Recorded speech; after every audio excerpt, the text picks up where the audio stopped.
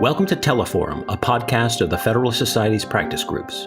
I'm Dean Reuter, Vice President, General Counsel, and Director of Practice Groups at the Federalist Society. For exclusive access to live recordings of practice group Teleforum calls, become a Federalist Society member today at fedsoc.org.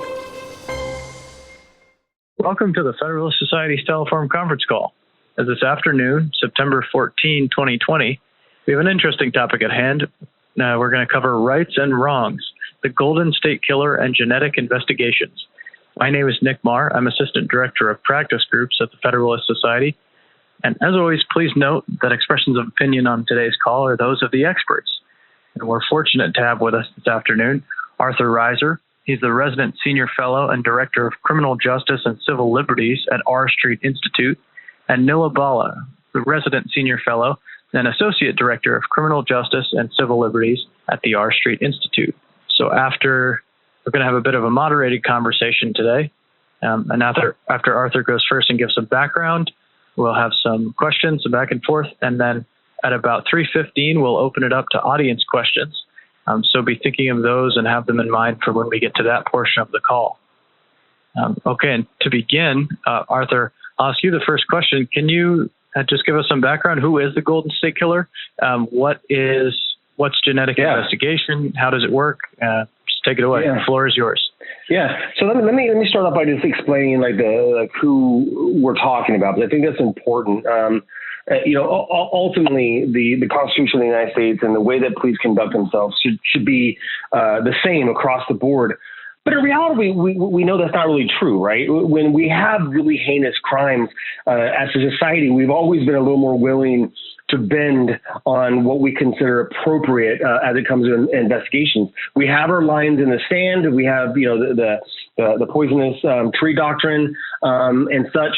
But, the heinousness of this particular set of crimes, I think really did have an impact on how this kind of played out across this country. If this would have been a simple, a car theft where they had DNA for some bizarre reason, I don't think we would see the same earnestness by many on, like my side of the aisle and other sides of the aisle to kind of accept this. But so it's important to kind of give some background on who we're talking about. The Golden State Killer is Joseph DeAngelo. He committed about 120 burglaries, 50 rapes, and 13 murders between 1973 and 1986, and he really did get away with all of it.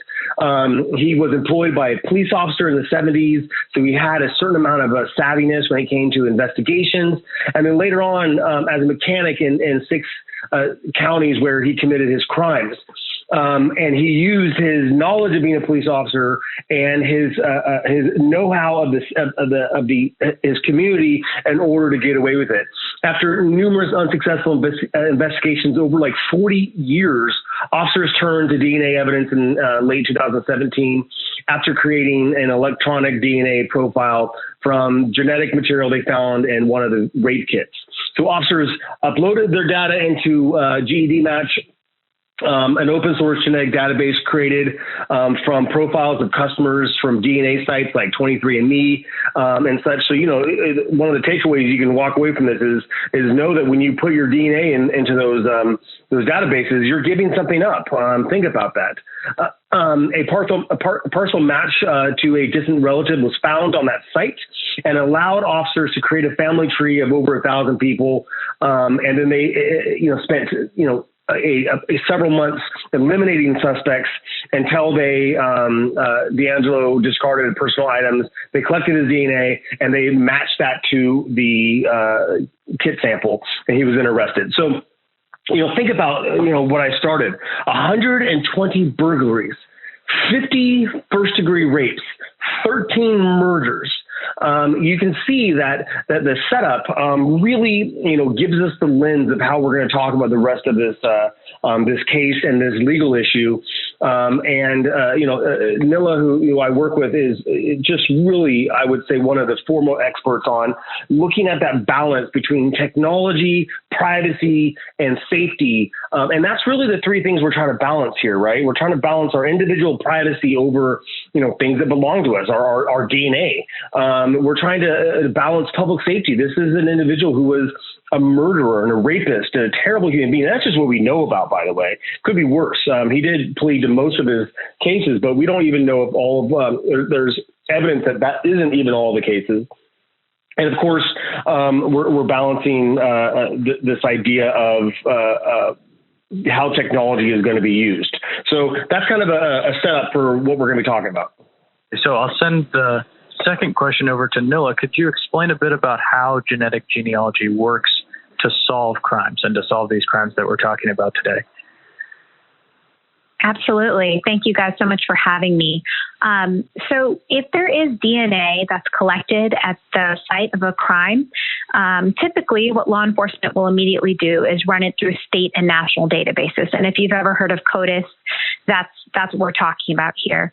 So when that happens, sometimes a match doesn't come back, right? I mean, CODIS is a pretty robust system. It has 18 million profiles, but only profiles of people who've generally been arrested or convicted. And so it's very possible that an individual doesn't come up with a match in CODIS.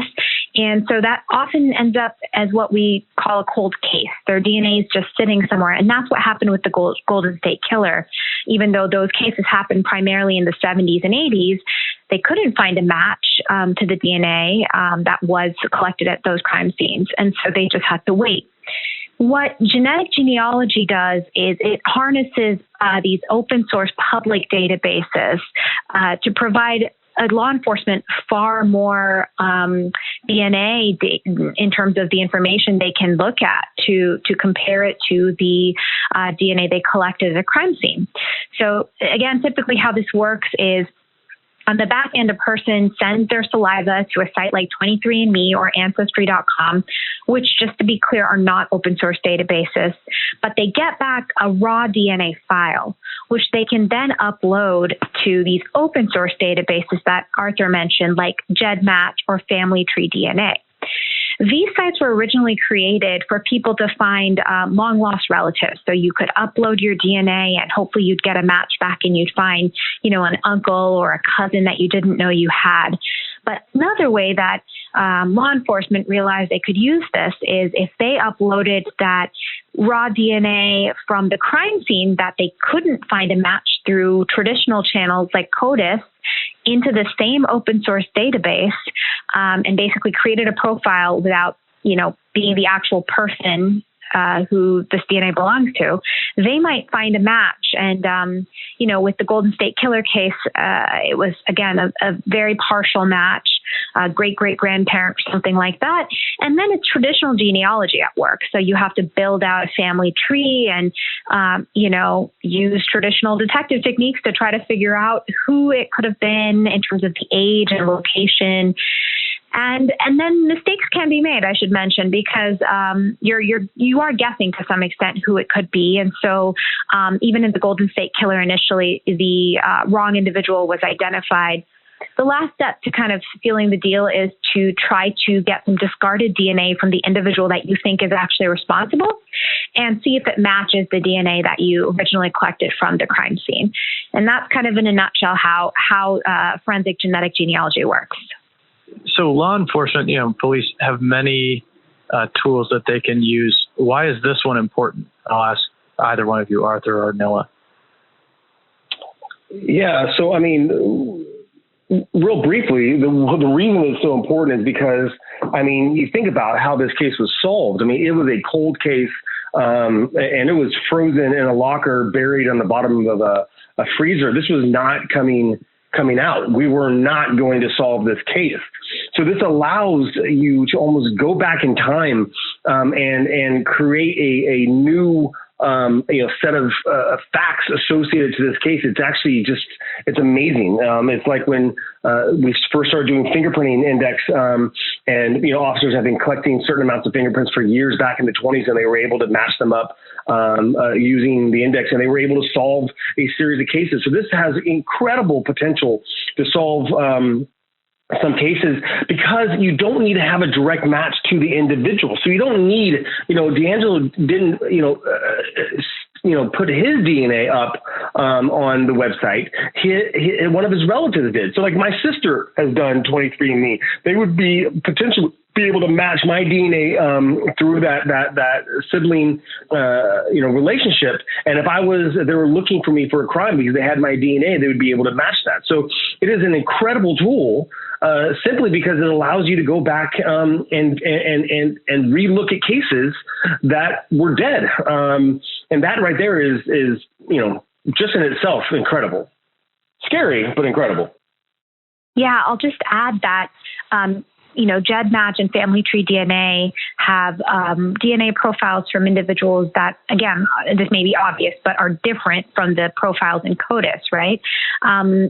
Quite a few scholars have commented that CODIS is racially skewed towards having more Black and Brown individuals in its database because we know they are more likely to be arrested and accused of crime and convicted. And so, in contrast, GEDmatch actually, I would say, skews towards white Americans. One study a couple years ago found that 60% of white Americans can be identified through GEDmatch, meaning, some relative, again, could be a distant relative, has already uploaded their information to these open source databases. And through, genealogy techniques, you can actually identify now almost 2/3 of white Americans. And so it just opens up a much larger pool of individuals, which is kind of what Arthur was alluding to as well.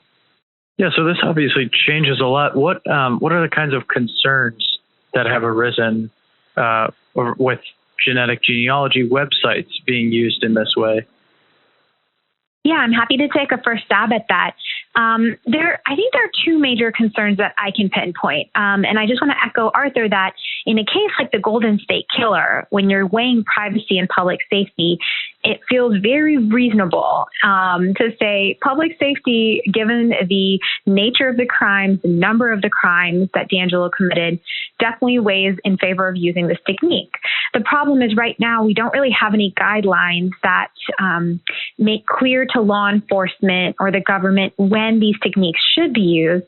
And privacy is incredibly important too. Of course, privacy is a necessary human value. It allows us to have a functioning civic society. It allows us to have a private space where we can develop our own identities and flourish. It is the basis of the Fourth Amendment, right? So certainly important enough for our founders to enshrine in our Constitution. But two major concerns of using these open source databases in this way. The first is that when you upload your information, there's a consent that you expect it perhaps to be used in a certain way, and one could argue that the use of law enforcement in this technology is not necessarily what people expected when they uploaded their profiles. I will say that since the Golden State Killer case, there have been quite a few changes to both of the websites I mentioned, which are, I would say, kind of the top two open source databases. GEDmatch has switched over from, I would say, like an opt-out policy to an opt-in policy, meaning individuals now have to say they are willing to have law enforcement look at their profile. That being said, if you have uploaded your information and you haven't logged in a while, then it might just be there, right, as an opt-out feature. A Family Tree has gone the other direction where the default is law enforcement can look at your profile unless you say you don't want them to. So I think both of these sites have recognized that users should be involved in consenting to a use that they expect. But I will say the second concern I have is that you're also consenting on behalf of a lot of other people when you upload your information, right? So even if you expect that your information can be used by law enforcement officers in this way, you are consenting on behalf of third cousins, right? That have never been met because that have never even uploaded their information to the site because DNA is linked to families. So you could be consenting for a lot of other people that don't expect that. So those are two of the concerns I would identify. Yeah, two more concerns that I think are important is one, this is an incredibly useful tool, but if it's abused, we could see a rollback by the courts. And what I mean by that is, if the court finds that there's an aura of infallibility around this type of testing, they could, like they did in U.S. Versus Schaefer in 1988, dealing with polygraphs. So I'm not comparing polygraphs to this, all right? There's a total difference in the scientific method testing when it comes to these two. But you saw the court just kind of throw out this entire area that we can use. So if we get it wrong enough times, you can see the court doing that. So that leads me to my second point: is this is really high tech type of stuff. I mean, when the Golden State Killer case, the individual who did the testing, had a PhD in biology, had experience working in this type of area, and there's a high degree of care. But many departments don't have that. You have individuals who don't have enough, a ton of experience doing these types of tests, and human error can really have a very damning effect. But think about it. When you have human error in, an identity type of case, this person saw you, but you weren't really there. You can argue in court misidentification. It really becomes down to the jury and, circumstantial evidence, whether you were there at the time, whether they could have saw you, how dark it was, yada, yada, yada. All the stuff we learned in trial lab. But when it comes to DNA, man, if your DNA matches, the jury is going to believe you. You are going to go to prison. And so it is incredibly important that we have the right individuals doing these tests. And in many counties across this country, they just can't afford to have the cream of the crop testing. So they look to other types of places. There was a documentary done that many of this testing is done in like these roving labs that are basically on wheels, and you can have misidentifications. In early 2000, the Houston Police Department was routinely misinterpreting DNA evidence, leading to false convictions for rape and murder. Think about that. That is just crazy to me. And I think many people should be really weary about that. The most famous case is a 16-year-old Josiah Sutton. He was falsely imprisoned for 4 years based on faulty DNA evidence. And that's just human error. What about all the cases that we know where we have, officials, falsifying records because they want a conviction? I mean, the Fred Zane case, if anybody doesn't know what that is look it up. Fred Zane, Z-A-I-N. I mean, this is a guy who operated in West Virginia for years and years and years. And you can trace hundreds and hundreds of false convictions back to him. He was literally making up data as it related to criminal convictions. There's as many as 180 wrongful convictions associated to this guy, and triple that amount of cases that he was involved in. And just as a cherry on top, after he left West Virginia, after he was discredited, he went to Texas and was a forensic investigator there afterwards, which is just bizarre that we didn't pick that up. But you think about, you add all these things together, and then just how believability. I mean, in the prosecutorial world, we call it the CSI effect, because juries, when they hear the word DNA, are trained to think, oh, this is absolute. There is no way that this is wrong. And so it is just a nail in the coffin. And when we get it wrong, we can end up falsely convicting people. So that's another area that we should be very wary about. So before we go and talk about the law, the current law, what the law could be, some solutions, maybe a little bit of more background on this technical stuff. First, who actually does this genetic work? You mentioned that there's a lot of room for human error, and this one guy who is doing it is very well trained. So Arthur, if you could talk a little bit about who actually does this work, and then Nilla, if you could explain a little bit about how this is different from regular genetic testing that we've had around for a while. So Arthur, I'll give it to you first. Yeah, that's actually one of the issues, is that we don't know who exactly is doing the DNA testing within these private companies. They don't have to release all that. So, I mean, here's a perfect example. My sister and I both did one of those 23andMe, and we ended up with a pretty different genetic background, even though we have the same parents, and we're pretty sure we have the same parents. And I think that was, kind of an eye awakening about how accurate these are. So when it comes to, the private actors, we don't know a lot. We don't actually know. I can tell you that I think the vast majority is automated. It happens through computers, and their testing is something that you basically plug in a sample and it spits out a reading and then it uploads it to its database. As it relates to the government side of things, I mean, there are a lot of counties actually have contracts with different organizations that will do this type of testing for them. The FBI obviously has a very robust testing system, and every state patrol that I know of has a testing center that they can test things in serious crimes, for serious crimes. So, this is really something done by the police. However, many times these things are triggered by defense attorneys who think that their client is innocent, and so they want to start poking around in the DNA files. And obviously, prosecutors have that duty as well to ensure if they have probable cause or they have reason to believe that an individual may be innocent, they have the moral and the legal duty to start poking around. But that's in a nutshell who's doing these testing and how it's getting done. Yeah, that's absolutely right. I'll just say that there are a couple of places we can think of that human error could be introduced, and Arthur's mentioned a few of them. The first is the initial DNA collection that ends up, creating this cold case. There's also a subsequent DNA collection once you've identified a suspect, and then you wait for them to discard some DNA publicly, like a cup that they drank from, something like that. And then, of course, there's actually inputting the DNA you find, the processing of it. So there's a couple of different points where human error can be introduced, and those aren't necessarily unique to forensic genetic genealogy. Those are also points of error in sort of your more traditional crime-solving techniques with DNA.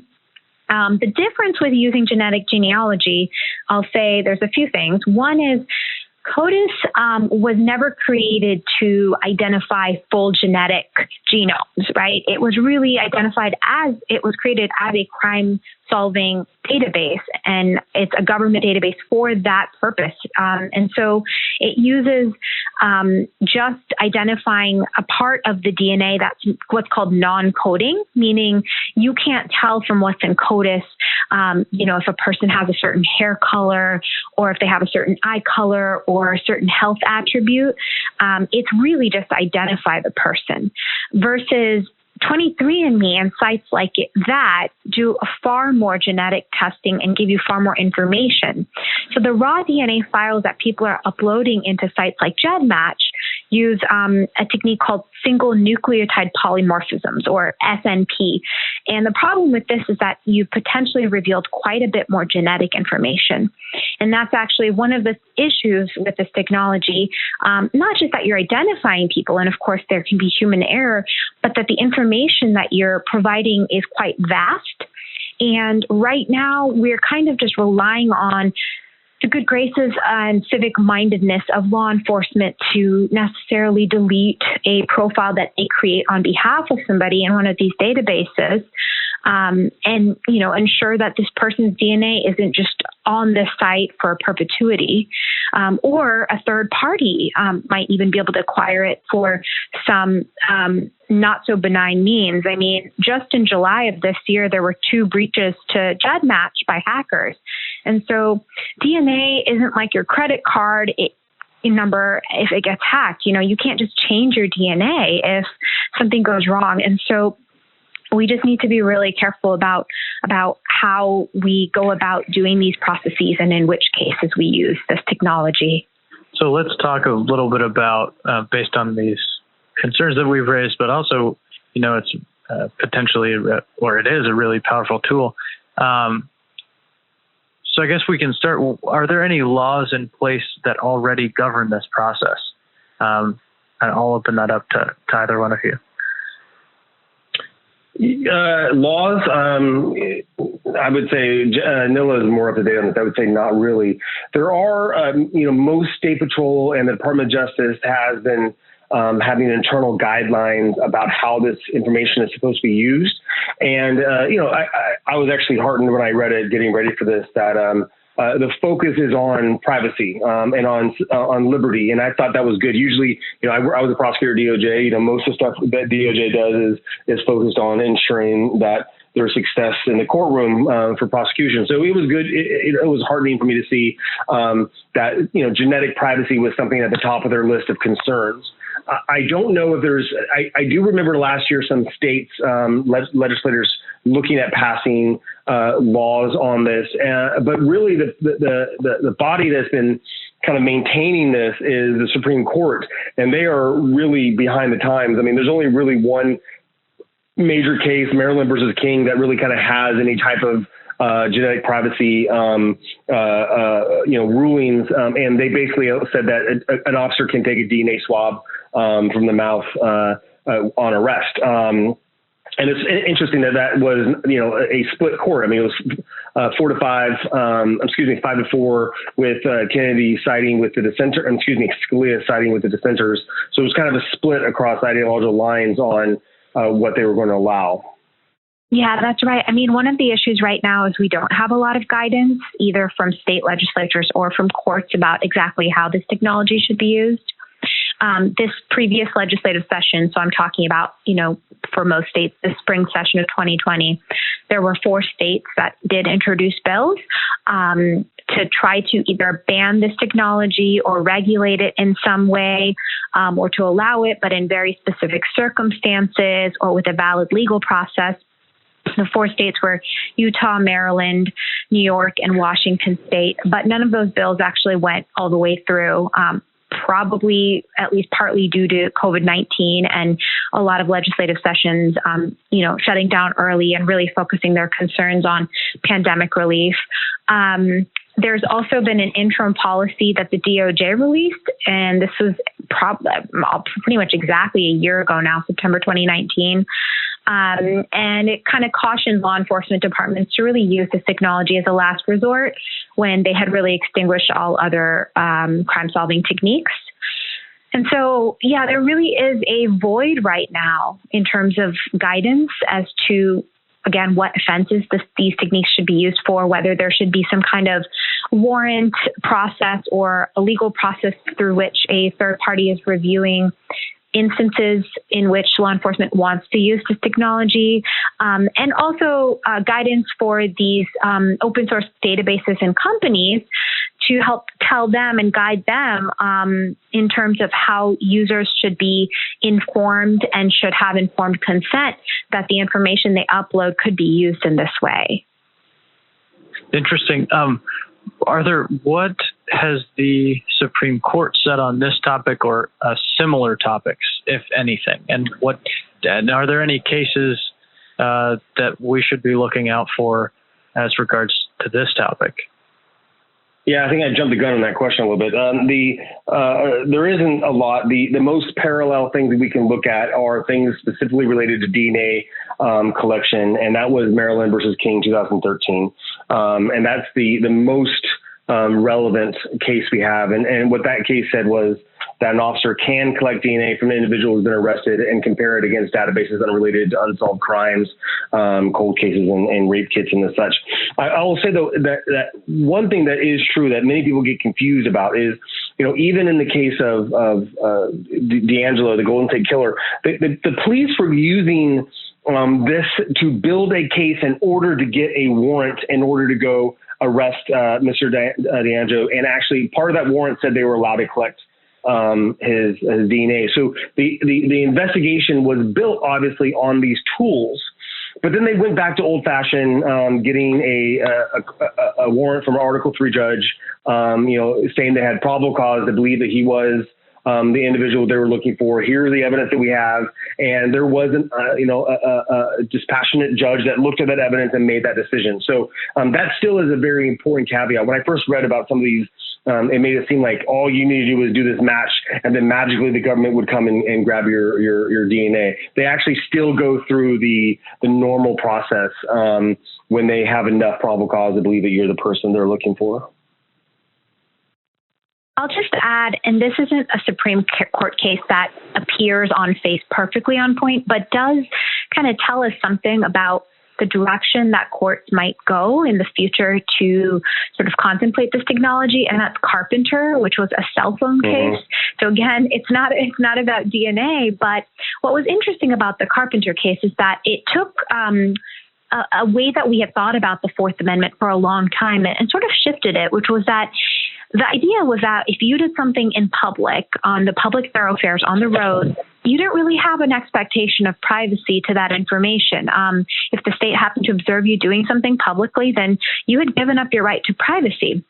And what Carpenter kind of explored was just the amalgamation of information that people now, I should say the government now has access to, is really different because of technology. And so, yes, if I saw you in one place at one time, that's one piece of information that maybe you don't have an expectation of privacy to.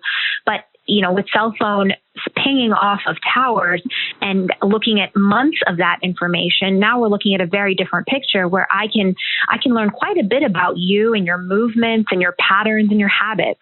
And that's why the court said, well, this actually is an infringement of the Fourth Amendment.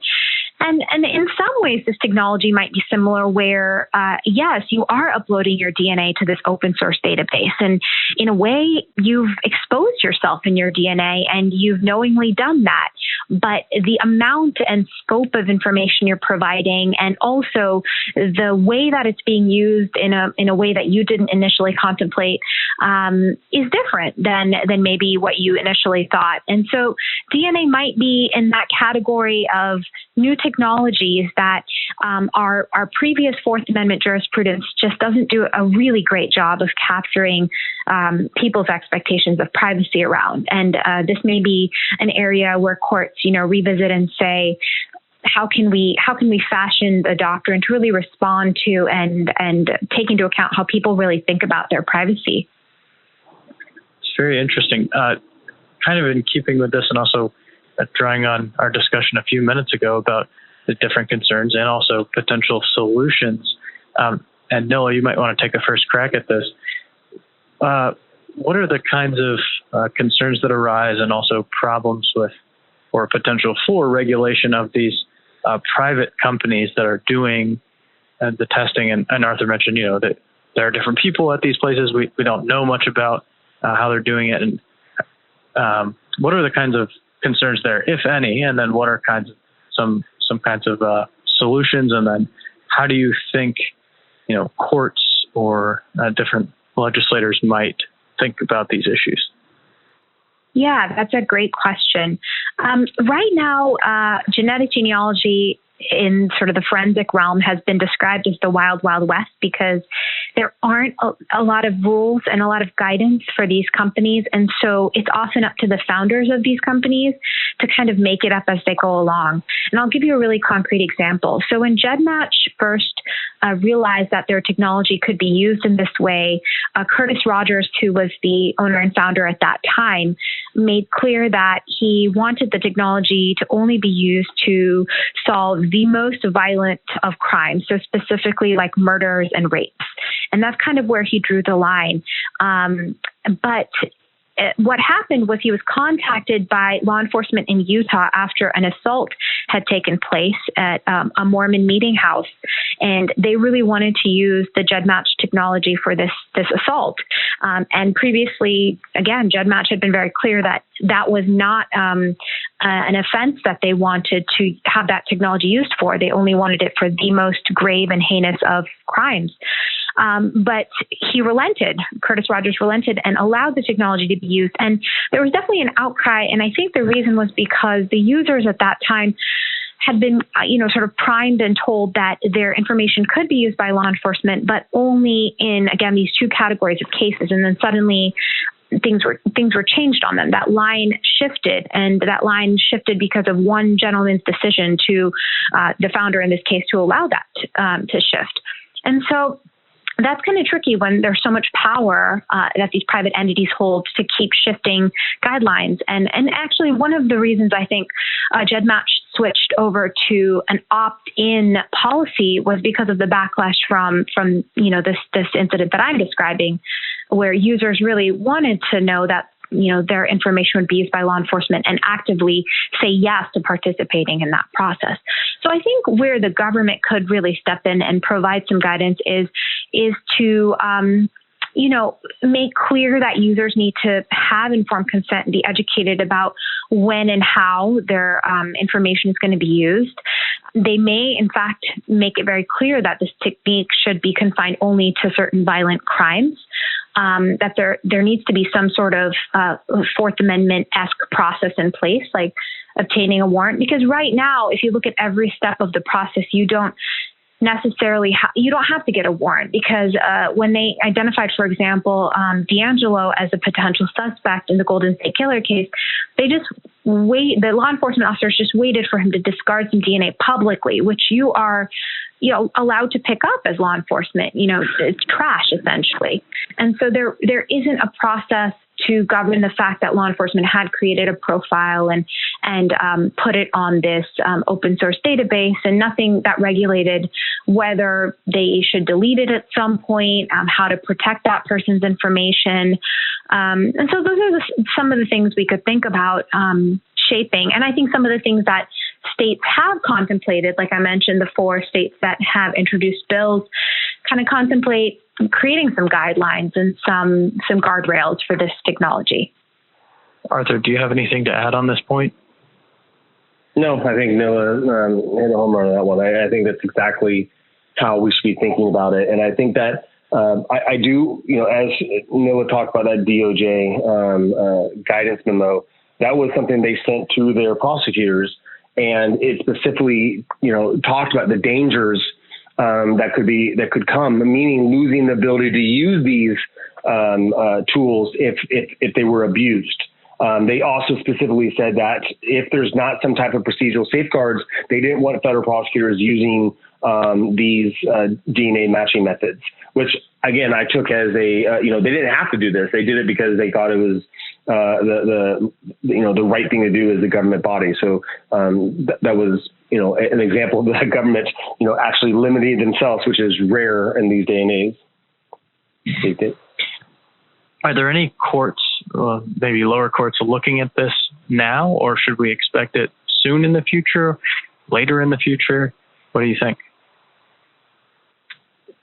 I think it's going to come up. There's definitely cases that are rolling. Go ahead. Yeah, there's cases that are rolling using this stuff. So these are things that are gonna work their way up, and we're gonna. I would say within the next year or two, we're gonna see a direct case challenging the constitutionality of these cases. And the thing about the Golden State Killer case is that he pled guilty, and so in order not to get the death penalty.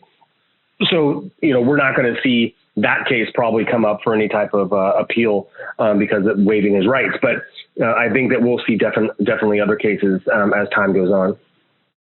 Yeah, I'll just say that it has come up a few times, but not really been resolved, and certainly just been in lower courts. One interesting case was in November. A Florida judge actually allowed all of GEDmatch to be searched, even those profiles who hadn't necessarily opted in to wanting law enforcement to be able to see their profiles.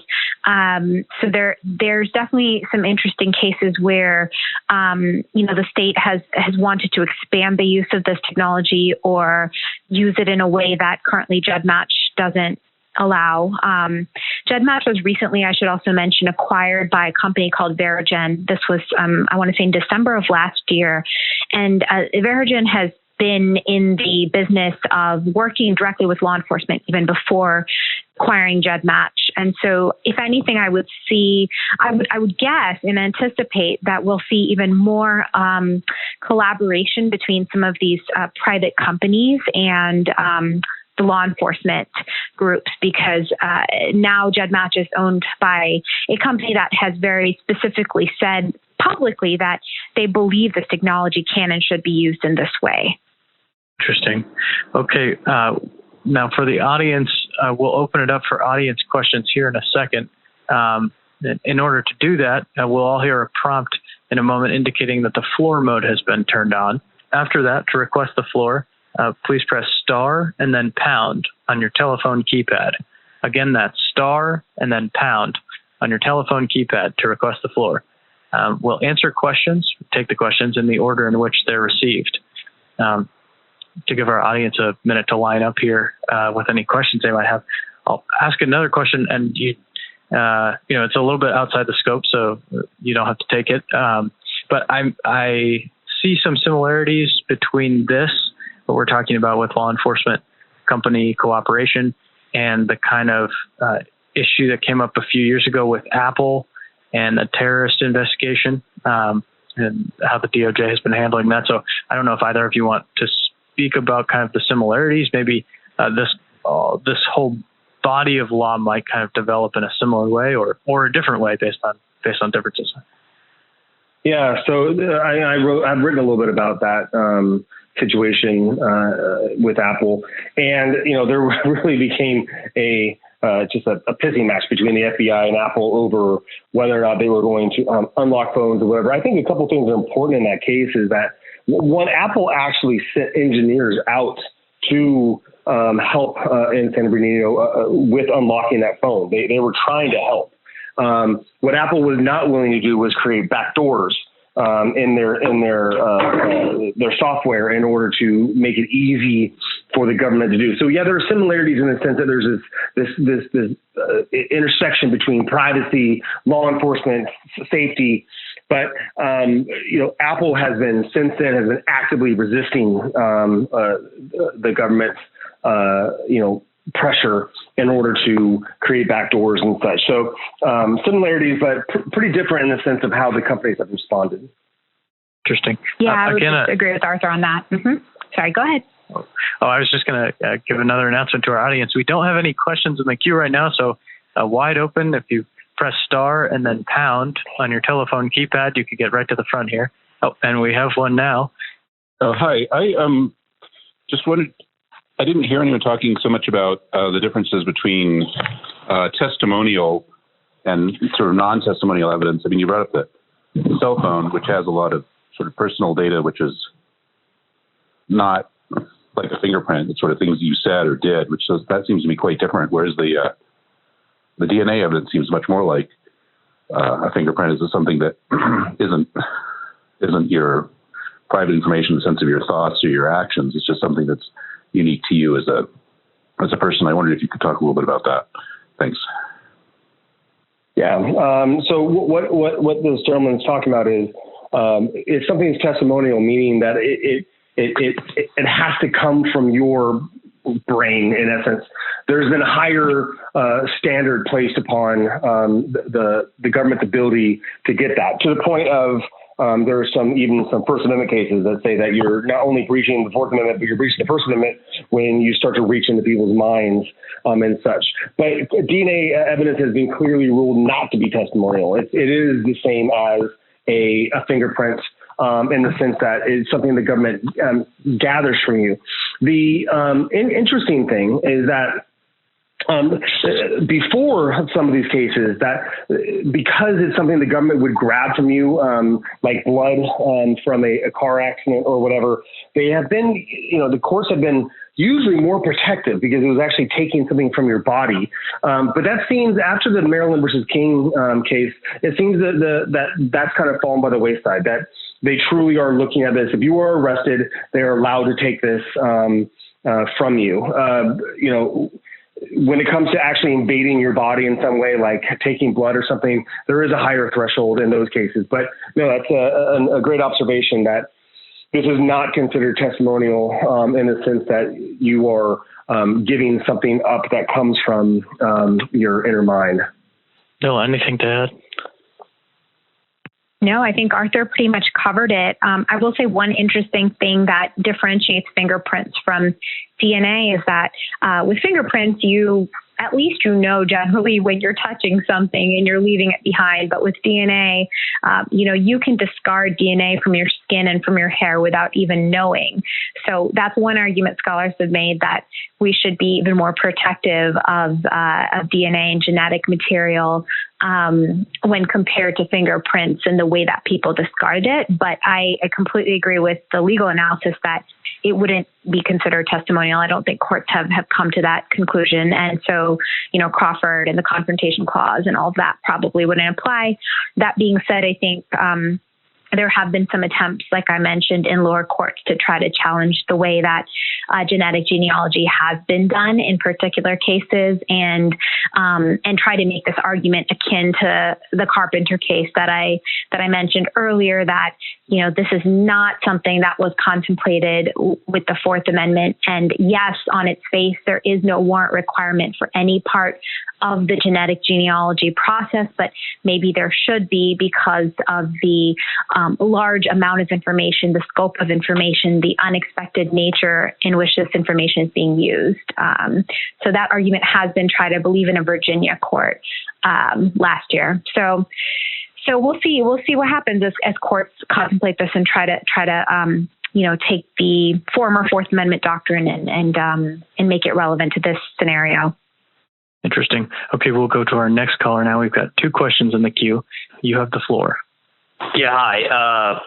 Thank you for this discussion. It's very interesting. I guess I was interested in hearing some comments on Carpenter, the holding in Carpenter. It seems to be one of the holdings in Carpenter that says that when looking at Fourth Amendment rights and privacy rights, that the court was going to look at whether or not the fundamental balance between the individual and government would be altered by new technology, and they were going to say we're going to judge new technologies by not altering that balance that existed at the time of the founding.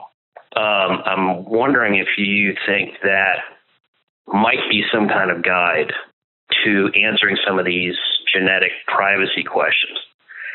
And secondly, as far as dead match and consent goes, it seems to me that, unless you uploaded your own personal genetic data to those databases, there is no consent by a third party or a family member. And how does that play into your thoughts on this Fourth Amendment analysis? I'll take a first stab at it. I think, great question. I think the first thing I'll say is, one of the big differences between this and Carpenter and such is Carpenter really revolved around what the government had to do to get a warrant. What they're doing in these cases, they're building a case in order to get a warrant. So, and I mean, it's clear there's so much precedent out there, whether you like it or not. The agents. I mean, I was a federal prosecutor. I would send agents out all the time to go pick up garbage. They hated it, but they did it because we needed it. Mainly looking for paraphernalia as related to drug distributions. So what happens here is they actually still go get a warrant. So that does short circuit that analysis a little bit. So you would have to go further back in time and the question would be, when is a warrant necessary? When would you have to get a warrant? And if we're thinking about this as fingerprinting, we run fingerprints through databases all the time. So it's a little messier than a straight, analysis. It gets a little more complex. That's my comments on that, but it's a good question. Yeah, no, it's a great question. And I think the language and sort of the dicta that you're pointing to in Carpenter does signal that the court might be willing to think about the third party, consent doctrine. Essentially, the fact that if you share something with a third party, you've lost your rights to privacy over it in a different way. The court did say in Carpenter that the unique nature of cell phone location records means that just because the information is held by a third party does not overcome the user's claim to Fourth Amendment protection, because they do have a legitimate expectation of privacy in these weeks and weeks of physical movements. And so even when a user does upload their information to this third party, in this case, GEDmatch, does it overcome their claim to all Fourth Amendment protections when that information is used in a different way, in an unexpected way, and given, again, like just the scope of DNA itself? I mean, that's the question, right? So I think you're right to ask it. It's the same argument that I I mentioned that Virginia case that happened. It's the same argument that the defense attorneys tried to make in that Virginia case. This was Jesse, and I don't know how to say his last name. The defendant's last name, I think it's Bjerke, Bjerke, in case you want to look it up. It's a 2016 rape case where they used a public genealogy database to track him down as the suspect. And the judge rejected this Carpenter-esque argument, saying that a warrant should be needed or some third-party process should be needed to review the fact that his DNA, was obtained and used, and kind of went back to our normal Fourth Amendment doctrine that, hey, he abandoned his DNA, and so the police's use of it did not reveal any private or personal information other than his identity as a suspect in this case. And so far, as we've seen, courts have not been willing to kind of make the analogy and make the argument. And I think your point that you brought up that, hey, there are these fourth parties essentially who really haven't consented to this use of their DNA is a really good one. And to me, Arthur was the prosecutor and a former law enforcement officer. And I didn't mention this at the onset of the call, but my background is as a former public defender. So my inclination is to say, well, it really would be important to have some sort of magistrate or judge process throughout this sort of three-step process that I described in the beginning of how genetic genealogy works, and make sure that we're comfortable with the way law enforcement is doing it. And there's so many little things that, just if we could have some oversight or some guidelines, it could really make a big difference. And I'll give you one really quick example. When you go on GEDmatch, you have a choice of 4 different options as to how you want your profile to be viewed, whether you want it for private use only, where it would function essentially as a one-way mirror. Like you could look out and see if you get any matches, but nobody could see you. And right now, there isn't a rule that law enforcement has to check that box. The other 3 boxes are for research use, for public use, but opt out of law enforcement, and for public use, opt into law enforcement. And so if law enforcement chooses the 4th option, the public use opt in, then that means everyone else on GEDmatch can see that person's profile and also make connections to all their family members. And they haven't necessarily, consented to that, right? Because they're not even the ones who have uploaded their own information. So there's like small things like that where I think if we had guidelines, it could really make a big difference in helping to protect fourth parties that you mentioned in your question. Okay, great. We've got one question left, and then we'll try to wrap it up here coming up on 3:30. So we'll go to our final questioner.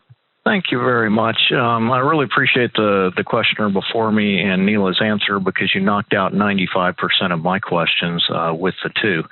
I'm curious, though, because Arthur said that he felt fingerprinting was very, very similar to this. And I would argue on the other side and say that it's completely different, because in the fingerprint situation, you've already got the permission and you've uploaded it into a database similar to CODIS. In this case, that's not what's happened. You have fourth parties that have come in and done put it into a database, and then law enforcement are now matching against that database without consent.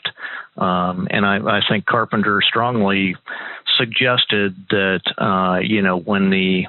when Carpenter actually gave consent with his phone, that CSLI theoretically was authorized. However, because it was held by a third party and Carpenter didn't like it, that was covered under the Fourth Amendment, because there was so much data that could be available, so that there was a cause. In this case, there's an awful lot there, plus you don't have a consent. Can you both address that? It seems to me that the Golden State Killer could have actually easily gotten off, I guess, if he had not pled guilty just based on that. Yeah, I would say that I'm sure everybody here who's a defense attorney and prosecutor can attest that, we like to think that justice is blind and justice, reigns, in this vacuum. But in reality, I don't agree with that last statement. I think that the heinousness of this crime, I think, kind of set the tone for how this was going to be treated. That's just my personal opinion. The world will never know. What I was saying is that I think that the way that the courts so far have been analyzing this is through the fingerprinting regime. I personally believe that this is different, and that's why I think legislators need to quickly start to talk about what the differences is and how we need to view those differences. Because you're absolutely right. I mean, I think the fingerprinting is the closest thing that we can look to. However, you're right. There is this other person who inputted their data. I mean, the best analogy that I can think of would be the twin who has, of course, twins don't have identical fingerprints, so that doesn't even work. But you get my gist of how your fingerprints can be left without you knowing it or something to that effect, which can actually happen. So that was a bad example. But my point is that this is the way that courts have been looking at this thus far. And I think if we don't do something, if the legislative body doesn't do anything, that's the way it's going to keep pushing, especially looking at how the court we have right now is made up. Yeah, I'll just say that I think, the person who asked this question really hit on the heart of the issue. And my personal feeling is that when we're shaping laws and policies, we shouldn't just look to the most heinous case or the most grave case, the Golden State Killer case in this instance, but we should look to other ways that this technology could be used and fashion something that really balances privacy and safety overall, right? Because I think after the Golden State Killer case was solved in this manner, you didn't see a large outcry from privacy advocates or scholars kind of articulating the concerns that, the individual who just asked the question articulated, because everyone was just, glad that this cold case had been solved. And it really was one of the worst serial killers and rapists that was out there a few decades ago. But the flip side is that we know, 80% of state dockets are misdemeanors. And right now, this technology is not being used in those cases because there is still a pretty significant cost and process involved. And the way that most local and state governments have used this technology is they don't have the ability in-house to do the genetic genealogy matching, because it's not just the uploading of the raw DNA, which, by the way, might be just partial, like you might just have a fragment of DNA. And so they generally are, contracting with a company called Parabon, which does the work of actually putting the DNA, figuring out the matches, creating a family tree the old-fashioned way, and providing law enforcement with some ideas of who the suspect could be. And one of the most famous women who works with Parabon now and worked on the Golden State Killer case, I believe, is CeCe Moore. So if you're interested in learning more, feel free to Google Parabon and CeCe Moore. You can read lots about it. But right now we don't, like you were saying, have any ways to regulate and make sure fourth parties are protected. So my position is not that we should get rid of this technology or not use it. I think it's incredibly powerful crime-fighting technology and crime-solving technology, but that we just need more guidelines and information. There needs to be more of an educational campaign so that I at least have some awareness as, Joe Schmo on the street that this could happen. And I think right now most individuals don't realize that their Aunt Betty could be uploading their information essentially to this open source database, and it could result in this kind of thing happening. And so, my sort of position is, don't throw it all out. I think it's powerful. I think if we use it in the right cases with the right guidance, we could kind of fashion a middle ground that's fair and reasonable. Great. Thanks very much. And since we're almost up on 3:30, I'll offer a chance for any closing remarks that you, Arthur, or Nilla might want to offer before we close out this afternoon. I have a hard break at 3:30, so I will let Nilla have the closing remarks, but I'm just honored to be able to speak, and what an engaging topic and great questions. So thank you for letting me speak today. I really appreciate it. Great. Thanks, Arthur. Yes, thank you so much to the Federalist Society and to all the individuals who submitted questions. They really were very thoughtful, and I appreciate that. I'm just hopeful that whether the guidance comes from courts or it comes from state and local legislative bodies, that we start to get more guidance and more information about how this technology can be used. I think it's really exciting and really interesting technology.